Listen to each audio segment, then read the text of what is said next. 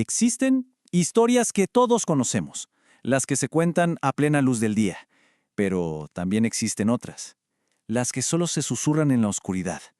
Historias donde los secretos casi se pueden tocar. Pensemos por un momento en el Londres de los 60. Esa niebla, tan densa, no solo cubría los edificios, no, cubría también la verdad. Y fue justo ahí, en esa atmósfera, que una leyenda muy oscura empezó a tomar forma.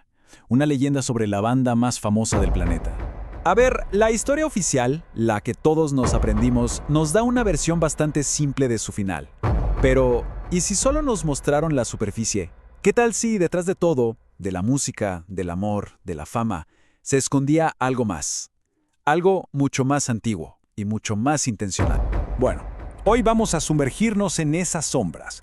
Vamos a explorar las teorías que rodean a la banda y el papel que, según dicen algunos, jugó Yoko Ono. Pero no como una simple musa, no, sino como la pieza central de una historia que se adentra en lo esotérico. Para casi todo el mundo, la historia es simple. Ella fue la intrusa, la mujer que separó a los Beatles. Pero, para un grupo de teóricos, su llegada no tuvo nada de casualidad. Al contrario, fue el primer movimiento de un plan muy complejo y muy perturbador. Ahora bien, para poder entender esta teoría, tenemos que ir a la raíz. Hay que mirar de dónde venía Yoko Ono. Su mundo era el del arte de vanguardia. Y era un tipo de arte que, para ciertos ojos, borraba por completo la línea entre una simple expresión artística y un ritual. Yoko Ono, en concreto, era parte del movimiento Fluxus. Esto no era solo arte, ¿eh? Era toda una filosofía que quería romper las reglas, desmantelar lo convencional. Y claro, para algunas personas, sus actos, sus performances, llevaban un simbolismo oculto muy profundo. Pensemos en su obra Cat Piece, por ejemplo. Lo que se veía en la superficie era un acto de vulnerabilidad, ¿no? El público se acercaba y cortaba pedazos de su ropa. Pero, en la lectura esotérica, esto era otra cosa. Era una ofrenda. Era ceder el control de su propia persona a una voluntad colectiva. Algo muy parecido a ciertos ritos de iniciación. ¿O qué me dicen de Vagesim, donde ella y John se metían en una bolsa, supuestamente para eliminar prejuicios visuales? Bueno, la teoría ocultista le da una vuelta completamente diferente. Lo ve como una técnica de aislamiento sensorial, diseñada para una cosa: despersonalizar al individuo y facilitar la sugestión. En otras palabras, el control. Y es justo aquí donde la trama se complica, se vuelve más oscura. Porque cuando John Lennon entra en esta ecuación, la teoría sostiene que él se convirtió en el objetivo principal de toda esta influencia. Él mismo lo dijo, se refería a ella como su maestra, su guía espiritual. Para los que estudian esta teoría, estas no son las palabras de un simple enamorado. No, revelan una dependencia, una que iba mucho más allá de lo emocional. Era casi una sumisión.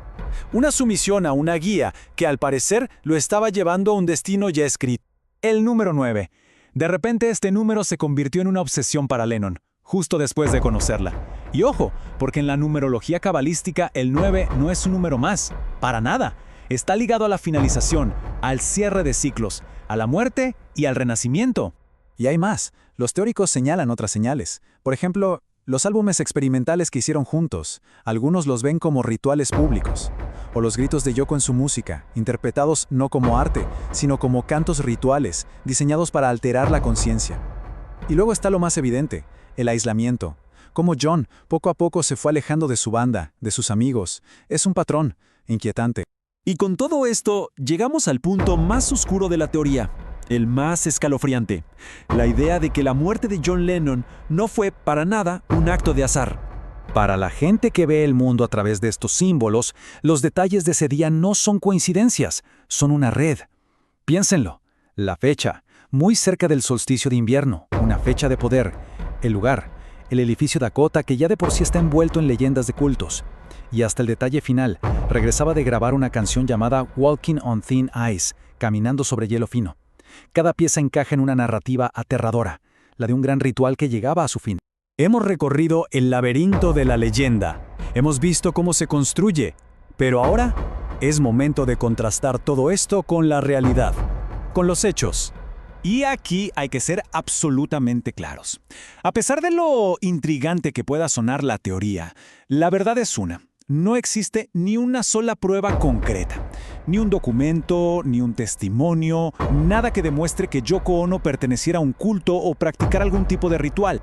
Entonces, ¿de dónde sale todo esto? Bueno, nace de la especulación pura. Nace de tomar arte de vanguardia y mirarlo con unos lentes ocultistas. También nace de esa necesidad que a veces tenemos de buscar explicaciones más grandes, más misteriosas, para eventos que son simplemente complejos y trágicos. Y por supuesto, todo esto fue alimentado por una percepción pública que desde el principio ya era muy negativa hacia él. Lo que nos deja con una última reflexión. Porque más allá de si es verdad o ficción, esta historia nos muestra algo, nos muestra el poder inmenso que tienen las leyendas para reescribir la historia. Y la pregunta es, ¿hasta qué punto una narrativa, sin importar si tiene pruebas o no, puede llegar a convertirse en su propia versión de la verdad?